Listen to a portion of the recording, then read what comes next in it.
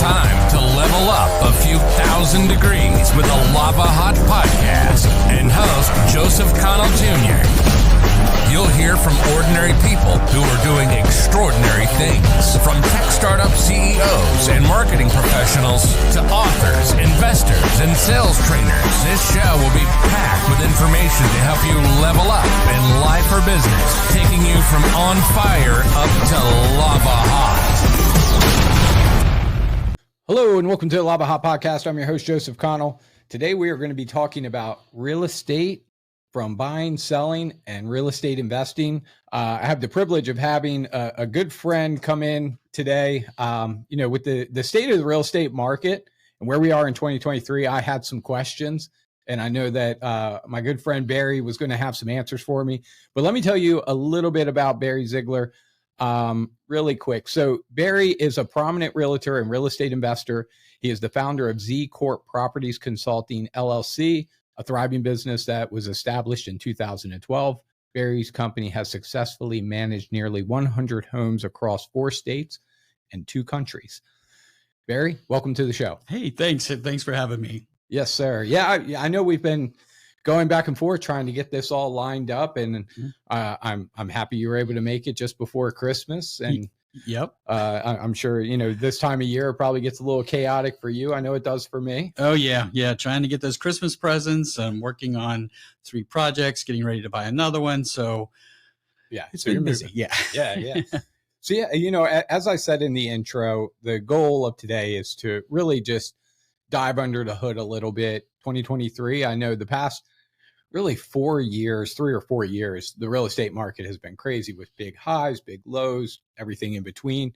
And, I almost want like a state of the union, like where the real estate market is today. Should people be considering buying? Should they be considering selling?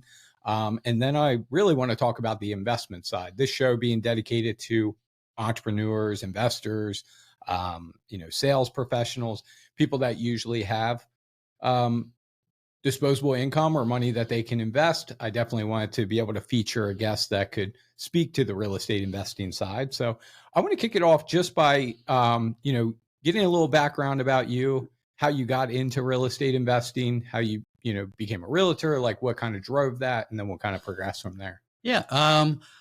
I've always been interested in real estate investing, since I was in my 20s, and just never had the knowledge, the know-how, to do it. And I've watched all these TV gurus and went to some of those, little seminars that they have, and they get you in for free. And then the next thing you know, they're wanting you to spend 20, 50, some thousand, dollars. Right. So, I went to a couple. I never went to any of the $50,000 ones because I was, struggling. But really what kind of made me want to really go hard on, real estate is I had a low point in my life, probably about 2007, 2008. I went through a very bad marriage, basically took me for everything I had. I was facing foreclosure on the one house that I had to hide my truck from the repo man, in a different street. So, and then I went to, and the real turning point it was when I went to McDonald's, to get lunch that day, and was ordering off the dollar menu because I knew I didn't have very much money. And, I put my card in, my total was $3.26 and it got declined. So I didn't eat that day. Right. So that was a real turning point, for me. I was like, hey, I know I can do something. I gotta do something. So I started, hanging out with realtors, reading all kinds of books. I started kind of following this guy, Dean Graziosi. Yeah. And familiar with Dean. Yeah. He's, and I've been to some of his seminars, and, but I think I've read every book that he's put out. Yeah, so I actually think I went to one of his seminars. Yeah, I went to one in Dover. Yep. Yeah, I went to one. He wasn't there, Right. but like he marketed and all that jazz. This was in Right. Salisbury back in like 2011. I think, Yep. somewhere in That was probably, I was probably 2011, 2012. I think it was like up to the Holiday Inn in Dover or something, and went to one of theirs. And then I went to a second one. I went to the free one. Then I spent, my now wife, we spent like $2,400. We went to it, and, I learned a lot. It was a three day gig, and they gave us a lot more information. But I still didn't have the knowledge that I needed. And I ended up, finding a group called Del Rey. And Del Rey is a Delaware Real Estate Investors Association up in Dover. I met a guy by the name of Mike Ferris. And it was kind of a networking group, where they had people come in and speak, like, attorneys would talk about real estate investing, realtors, mortgage people. This guy, Mike, he really kind of, took a fondness to me, and he started, mentoring me, and they have mentoring programs, and, I kind of got lucky, and he just took me under his wing and didn't really charge me anything. So he really started helping me out. He loaned me some money for my first big flip, in Delaware, down in Ocean View. I bought a house for, it was a 5-bedroom, 6-bath, 5,000 square foot house on 2 acres, on the water. Yeah. So your first one out the gate, you weren't playing around. That sounds like a good property. Yeah. And believe it or not, I found it on Zillow. I typically don't find good deals on Zillow. Right. But, I didn't know where to look. So I looked on there. It was a foreclosure. And I looked at it, and, I tried to figure out what the comps were, and I was like, man, I think this is a winner. And I brought Mike down, and we looked at it, and he goes, I don't know, Barry, this house needs a lot of work. And I said, Mike, I know we can sell it. I know we can get, a good profit on it. He said, all right, Barry, well, let's do it. So he loaned me the money for it. He loaned me $250,000 to buy it, and then another $100,000 to fix it up. Yeah. And we spent 6 months fixing it up. And he came down a lot to kind of tell me, we made it. He was, his girlfriend was a lady who worked for Shell Brothers. Mm-hmm. And he said, Barry, this is a high-end home. I think you should go down and visit some of their model homes and see exactly what, finishes they put on $500,000. Yeah, that's smart. Yeah. So I went down there, and I was looking around. I was like, I think I've seen some of these fixtures at Lowe's. I've seen some of these at Home Depot. So, I said, I could do that. And I took, I talked this young guy into leaving his job. He was a carpenter and coming to, do this project for me. And he, his name was Brian Ney, did an exceptional job. He was like 26, 27, but man, he had a talent. So with my vision and his skill, we fixed it up, and we ended up selling it. We bought it for $250, put $100 into it. We ended up selling for $550,000. Wow. Yeah, and we sold it on the first weekend we had it. Wow. At an open house. Wow. Very cool. Yeah. So then I had the bug, I really had the bug, because I walked away with a really nice profit. It was, probably the most money I ever made was, on that project. Sure. At one time. But so that's what kind of gave me the bug and got me started, and said I was hooked then. And I just started, I ended up, quitting my job, and you said, hey, I'm going to do this full time. And Mike continued to help me for a while. Yeah. So one thing I want to ask about is, just given that path, how important is finding a quality mentor? Oh, I'd say, you're going to pay for an education one way or another.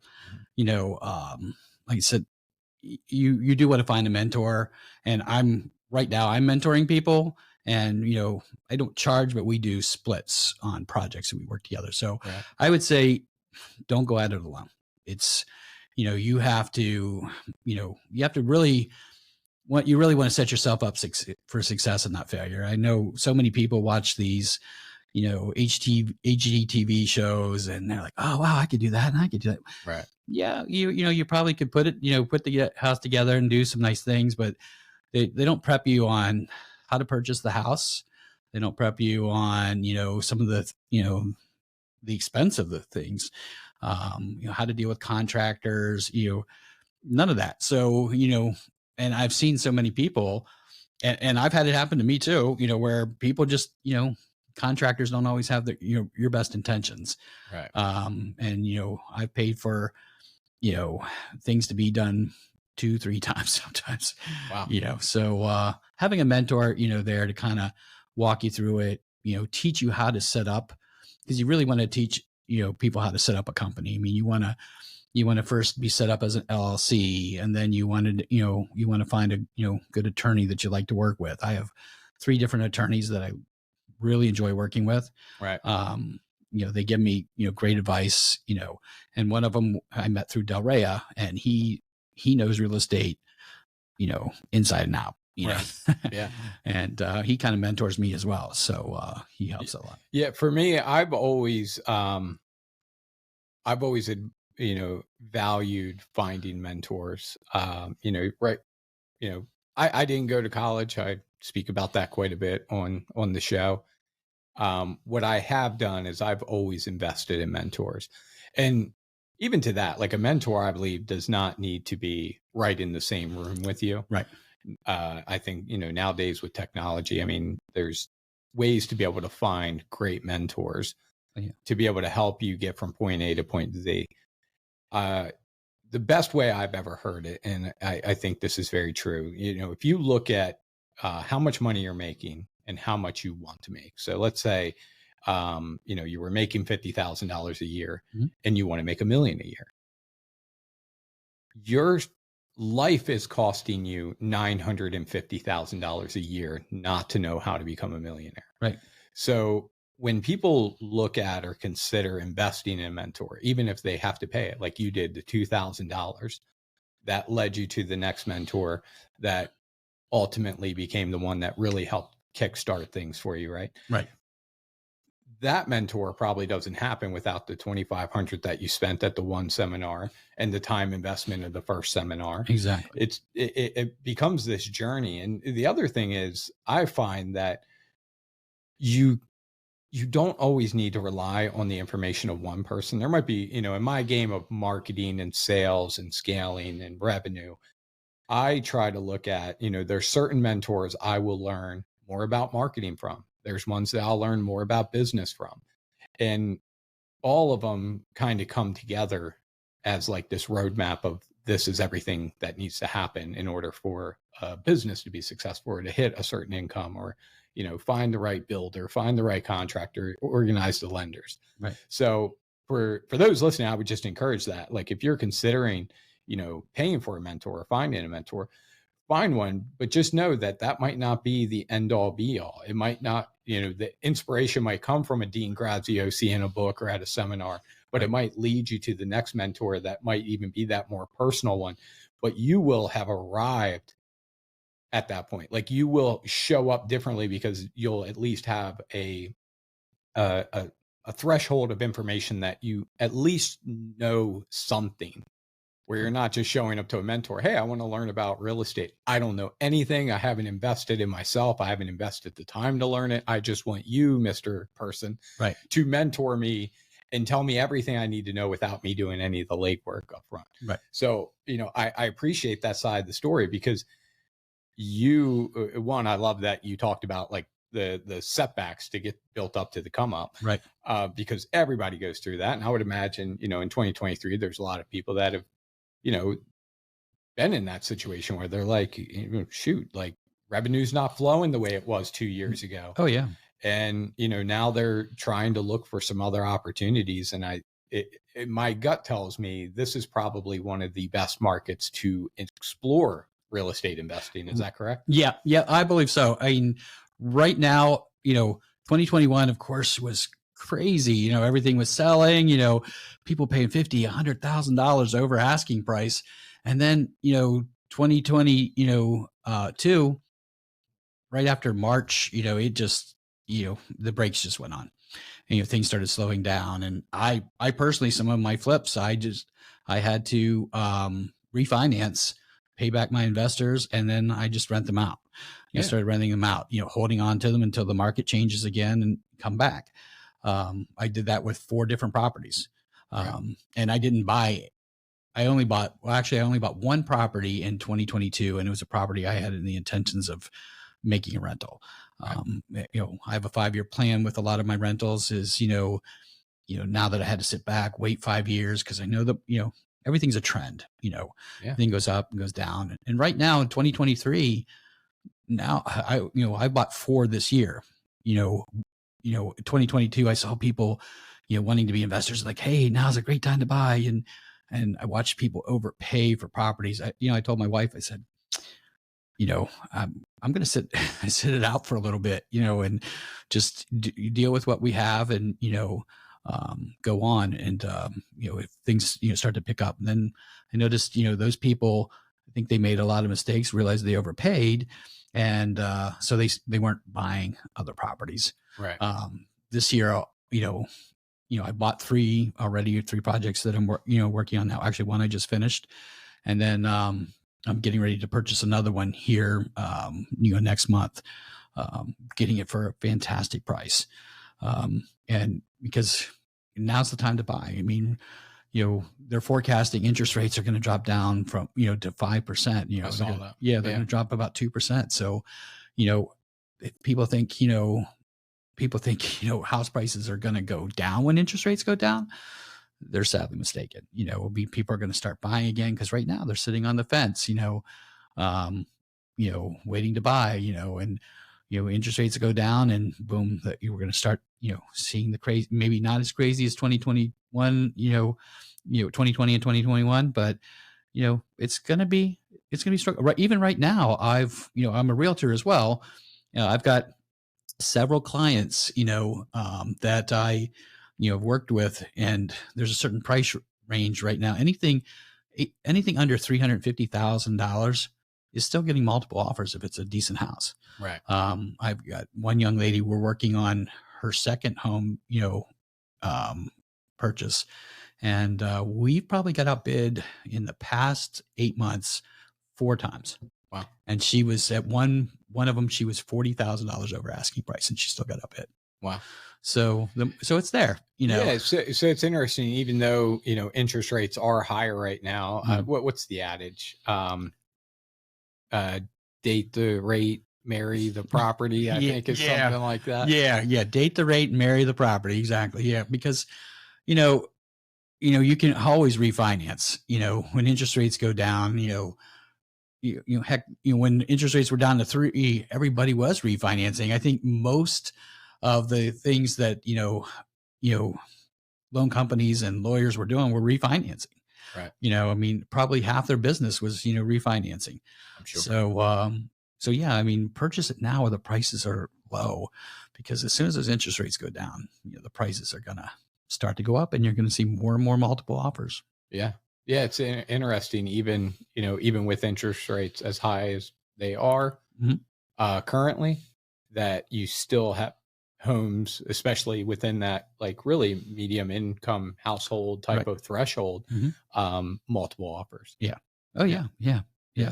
So, like I said, now's definitely the time to buy, because, in the spring, January is usually a cool month historically, with real estate, because everybody's settling down from Christmas and they spend all their money. But in March, when spring the weather starts getting warmer, people are getting their tax refunds, school's going to be ending soon, thinking, hey, now's the time to be starting looking for a house.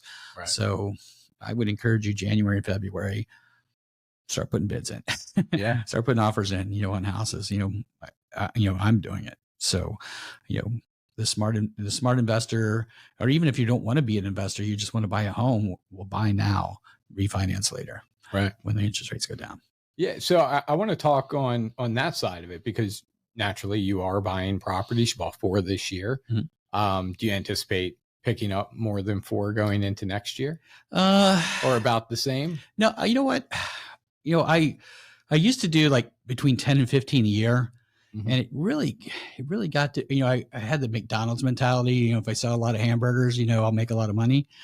And, it's not always the case. I found, that I was just picking up homes, and, sometimes I would make 10 or 15,000 or 20,000 on it. And, that sounds like, hey, that's some good extra money. But if you think about it, you work 6 to 9 months on that project to make, $10,000, $20,000, it's not really a good return on my investment. Or my most important, investment is my time, Yeah.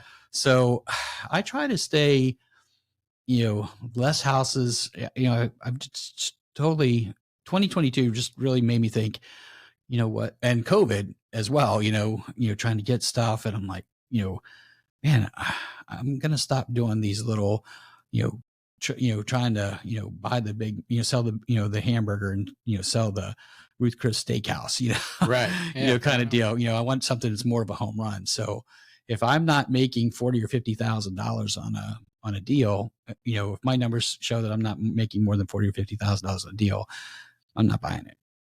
Just because, I've seen so many people and, seen so many people like, oh, they sell a house, they think, hey, I'm going to buy a house and I'm going to quit my job, and they quit their job and they work 6-9 months, and, they sell a house and they might make $25,000. They left a $75,000 a year job to make $25,000 flipping one house. Right.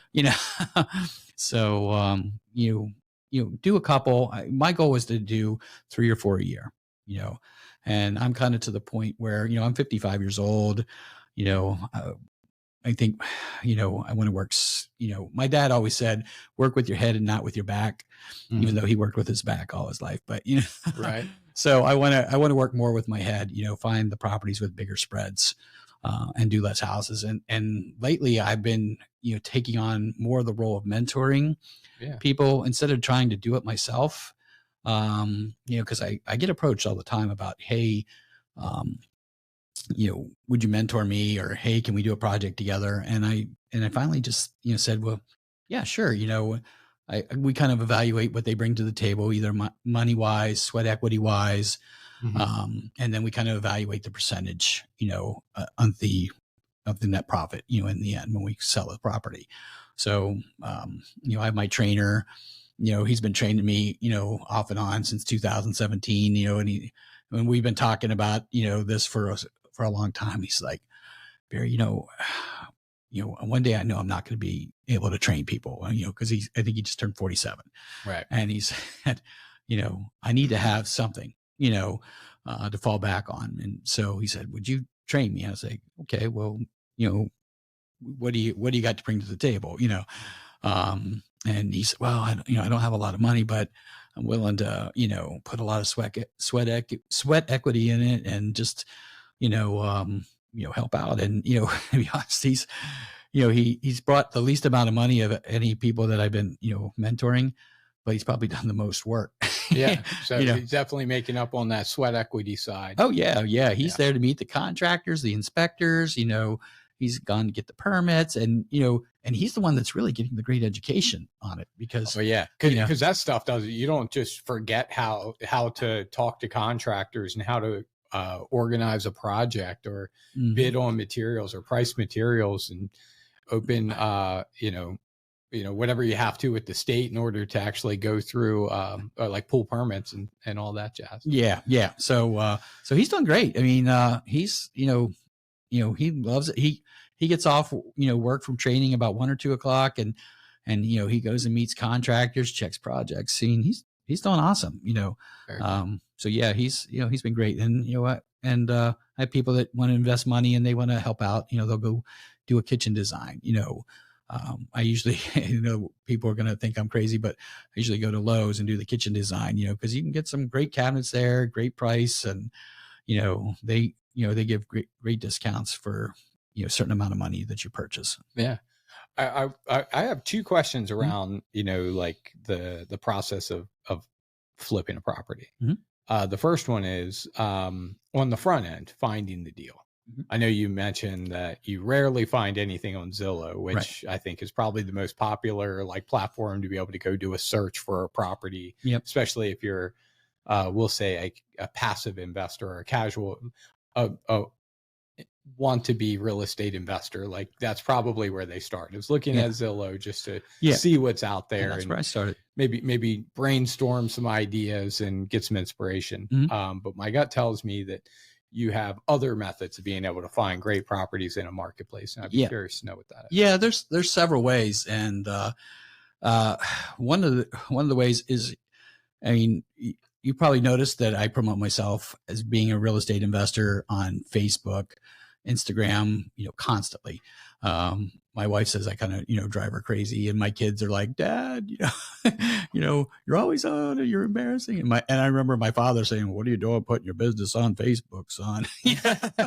And I'm like, Dad, this is how I get investors and people that bring properties. Properties, exactly. I know somebody who's, in a distressed situation. They're going through XYZ. They need to get this property. Just every realtor, in Sussex County and probably Kent County, know who I am because, I post about it, and I friend every time I see a realtor or suggestion pop up, the algorithms pop up, realtor, boom, it's a realtor. Friend. Right. I have I think 3,600, friends or followers or whatever, and tip of the day, your network is your net worth. That's right. Exactly. And I have people call me all the time. More realtors call me and say, hey, Barry, I've got this listing. It's not going to sell through conventional means. It's the, definition of a distressed property. Would you be interested in it? I was like, yeah, send me the address, and being a realtor, I can, they'll send me the lockbox code, or we have a thing called Century Lock, I can get in and I'll go look at it and I'll evaluate it. I used to take a contractor, and sometimes, you look at a lot of houses and, I think when I first started, I looked at probably here in Delaware, I probably looked at over 20 before I bought my first one, so a lot of times contractors are like, oh, I'm going to look at another house with you. No, cause you're not buying them.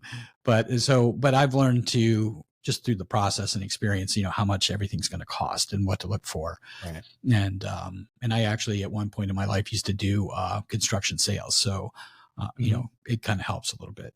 Yeah. So I would go evaluate them, and so I get a lot of leads from other realtors, just them knowing that about, God bless you, about what you do, about what I do. So getting it out there, saying, hey, I'm looking for properties. People start sending to you, and they know I'm a serious buyer. Right. I don't close on every deal, but I close on a lot of deals. Wow, very cool.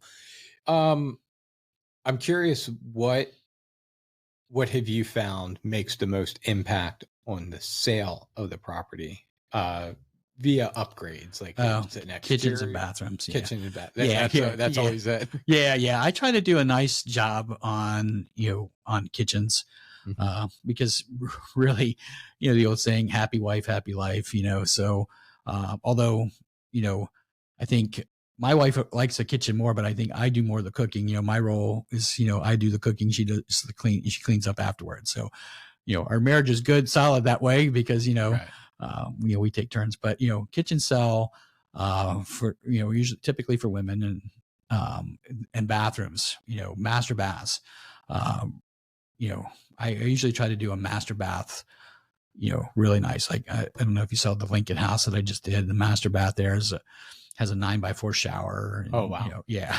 So it's big. Yeah. And, I've got, the mirrors that illuminate, you touch them and, they light up. Oh, very cool. Yeah. So yeah, I try to do that nice, but you got to also make sure you realize, the market, that you're in, now this house, we're asking over $500,000 for, and I typically don't like to flip those. I very rarely do houses, that high end because your buyer pool is a lot lower. So I try to stay under, 350,000, now with today's market, because now, like I said, like I mentioned, as a realtor showing clients houses under $350,000, we're getting outbid. Yeah. So I think, any house over 350,000, if it's reasonably nice, in a decent neighborhood, good school district, boom. And those are all things that I look for too. I want to make sure, hey, if I'm buying a house, it's a property, I would put my family in. Yeah. So, I don't want to be in a, a bad neighborhood or high crime areas. And, and like Zillow and realtor.com, they'll actually, I think more realtor.com will show you, crime in the areas and stuff like that. So sure. I actually, even in Laurel, I probably flipped 10 or 11 houses in Laurel, and, one of my friends, their daughter, works for the police department in Laurel, and I used to text her, "Hey, how's the street?" Right. Yeah. Good idea. She'd say, "Don't buy." don't buy. Yeah. I want to ask this question for those listening that may have an interest. They might listen to this episode and say, "No, I'm interested in maybe investing in real estate." I know you mentioned Dean Graziosi. I'm curious if you could share maybe some other authors like that might be worth looking at. Well, for a baseline or maybe some initial information. Maybe not so much, realtor people, but Tony Robbins. I listened to a buttload of podcasts from him. Just for motivational stuff, not so much real estate, but but motivational, because everybody has dreams, but I always believe there are dreamers and there are doers, but the truly great people are both. Yeah. You gotta, if you dream it, it's only going to be a dream. It's never going to be a reality unless you do something about it. So, and I know Tony Robbins is a big, push on that. And with real estate, Tom Ferry, I try to listen to some Tom Ferry. Even when I need some, personal uplifting, I listen to episodes of Joel Osteen. Yeah, I'll do it. Yeah, So, I try to balance, people, like you said, you can't really have one mentor. Right. So you got to have a mentor, with real estate, ambition, religion, the whole fitness. I mean, the fact that you have a trainer. I mean, all of that is like, whether it's physical development, personal development, professional development. Yep. I think that I've always looked at the money I invest in me is for the future. Right. Like it's to me personally, it's no different than going to college. Right. Oh yeah. And in some cases if you're speaking just on the side of financial, which obviously I realize that, like, I have 4 kids, 2 of which I don't think are going to go to college. One, I'm going to try to, raise him to learn this business that I'm in, the podcasting world, the sales, marketing, scaling, business development type side. My daughter, on the other hand, she wants to, she's definitely going to college. Like, we're already having the conversation. She's a couple years away. She's taking AP classes, so she's already earning college credits. And she's going to go to something in like the biomed, chem arena, if you will. She often says she wants to be a, what's the word? Forensic investigator. Oh yeah. And me, his dad, I'm like, how about not that? Let's not do anything that could put like a hard criminal away one day. Yeah. It might have a vendetta. Yeah. And at one point she was like, I want to move to Michigan. I want to move to Detroit, Michigan. And I want to be a crime scene investigator. I was like, first off, no. One, don't get them. Cold weather, so we're not going all the way up there. How about, maybe if you do that, how about we just stick to like an area that's not Detroit, Michigan? Right. But I say it to say that, there's these certain skills, and depending on what you want to be in life, like, you have to go. Like, if you want to be a lawyer or a doctor or, forensic scientist or, a biologist, whatever it is, like, you have to go to college for those things. If you're trying to make the decision strictly on I want to be able to earn a certain income level, right, I find, especially now in 2023, that college isn't necessarily the right choice. Like, you don't necessarily need to go that way, that you could invest a fraction of what it would cost over that 4 years between the investment, the tuition, the time that you invest in 4 years. Elon Musk never went to college. Well, he went to college, but he never graduated. Right. Richest man in the world. And to me, I find that there are mentors out there that,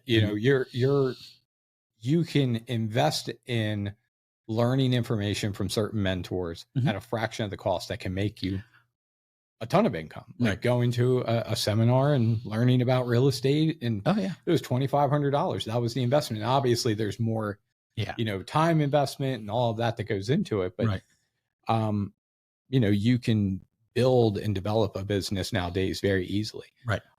And if all else fails, I'm sure that there are kids, because there's 16, 17, 18-year-old kids that are making $100,000 a month from stuff they watched on YouTube, which sounds crazy, but it happens. Like, it can come from everywhere. So I know we're about to round to the end of the episode here, and I appreciate you coming on. Sure. The one thing I always like to do is give each guest an opportunity to kind of share, like, hey, if you want to follow me on social media, you can go to XYZ spot, Okay. The website, Yep. As well. So I want to give you a chance to just kind of share some of that. Yeah. Joe actually helped me with a website, as on my realtor side. It's buywithbarry.com. You can reach out to me there. You can also find, on my realtor side. Also, you can find me on Facebook, Barry with Barry Zeigler. I usually accept most people, although sometimes too many people. I get, people want to sell me Bitcoin and everything else, Right. I'm sure you get the same. Oh, yeah. Yeah. Oh, Forex is the one that I always get. Like, Yeah. hey, Yeah. they all the messages start the same. Yeah. So. Yeah. Or, I get a lot of, hey, I see we come up with a lot of common things. Can you friend me? Right. Yeah. No, you're probably, some scammer. Mm-hmm. But yeah, follow me on Facebook, follow me on Instagram. I usually, my wife it drives my wife crazy because, I usually hit accept most of the time. Right. But I do check out your profile. And if you're interested in real estate investing, hit me up. I'm always glad to kind of give you I always kind of test people a little bit when they come to see how serious they are, because everybody wants to be a real estate investor, but not everybody, moves forward to it. Right. I mean, they don't want to do what it takes, Yeah, everybody wants to be the boss till they have to write the check. Right? Yeah, exactly. Yeah. Yeah. So, and I have a lot of people like, hey, can you help me with real estate? Okay, well, this is what you have to do. Oh, okay. And then you don't hear anything from them for a couple months and stuff like that. But there's always, you do get that one person, and like my main mentor, Mike Ferris. I mean, unfortunately, he passed away about a year ago. So, but he took a chance on me. He saw something in me, some drive. And I think I probably bugged him a lot, and he made things happen. And he started investing his time, his money. Well, actually, he used other people's money. We used the OPM, but so yeah, if you're interested, and even if you have some money, I've had people who I went to high school with, and they reached out to me and said, "Hey, Barry, you know what? I have some money that I'd like to invest, and I'd like to invest in your project. Can you tell me about, how I could do that?" And, they've invested, hundreds of thousands of dollars, just that way. So if you have some money that you want to invest in a project, let me know. I could tell you how I can make you money, tied to real estate. Be more than glad to do that as well, because not everybody wants to go to that job site, Right. Yeah. No, I would imagine that there's a certain amount of people that are open to just hitching a wagon onto the train and just, putting their money to work. Yeah. I've got some investors that have been with me 7-8 years now. A lot of them just keep turning it over. A lot of them, I just pay, some just want the interest back. Some, want the whole thing back. And, or I'll call them and say, hey, I've got a property. So, so yeah, I can, we can do several ways, through mentoring, to just financial investing in your dollars. Yeah. And if you have a property or know somebody with a property that's distressed, yep. I'd say I like to buywithbarry.com. You can go there. Yep. I know that there's a form there because I placed it there. Yep. You can fill one out if you're, open to selling a property. But Barry, I appreciate you taking time out of your busy schedule. I know multiple projects, Christmas time. I know that you're a busy man. Yeah. I appreciate you coming on to the show. Oh, thank you for having me. Put you in the hot seat, and you shared some knowledge.